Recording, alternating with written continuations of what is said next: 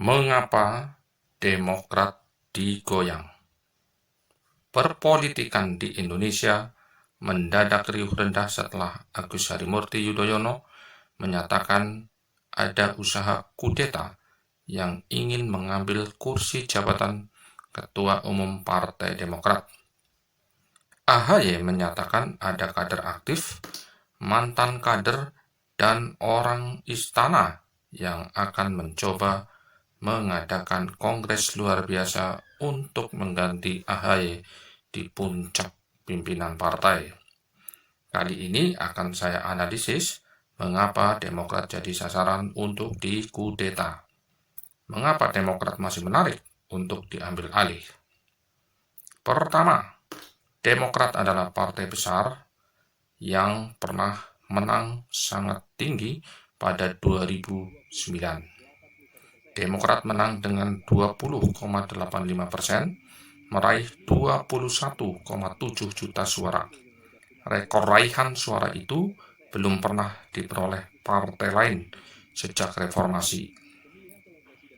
Sementara pada pemilu 2009, Partai Golkar meraih 14,45% dengan 15 juta suara, PDIP 14,3% dengan 14,6 juta suara, dan sampai sekarang belum pernah ada partai yang menang hingga melewati 20% selain Demokrat. Bahkan ketika pimpinan Demokrat terlibat kasus korupsi Hambalang, partai ini masih bertahan di DPR.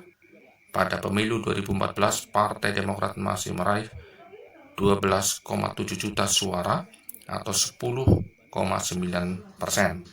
Dan pada 2019 Demokrat masih meraih 10,8 juta atau 7,77%. Nah, kemudian alasan kedua, posisi Demokrat sebagai oposisi kritis telah mengundang orang untuk menghalangi sepak terjangnya. Sebagai oposisi, Demokrat cukup kritis khususnya tentang Omnibus Law bersama PKS. Hanya dua fraksi ini yang tegas-tegas menolak Omnibus Law. Kalau melihat dari perjalanan PDIP yang bersedia menjadi oposisi, Demokrat bisa meraih suara lebih baik di 2024.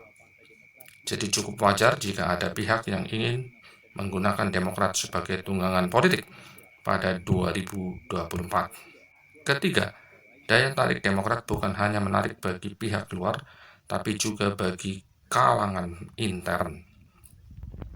Jadi wajar jika posisi strategis di Demokrat menjadi incaran baik bagi kalangan dalam ataupun luar partai.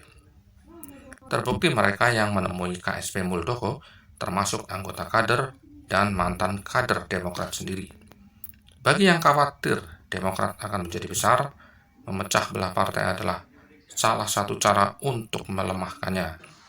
Perpecahan partai terjadi juga di partai lain, seperti PDIP, Golkar yang kadernya membuat partai baru. Kader Partai Amanat Nasional Amin Rais juga membentuk partai baru, namanya Partai Umat. Kemudian kader PKS membentuk Partai Gelora. Partai lainnya juga pernah mengalami perpecahan. Sekarang tinggal bagaimana internal Demokrat sendiri yang menentukan apakah bisa mengatasi masalahnya atau tidak. Demikianlah analisa saya. Terima kasih.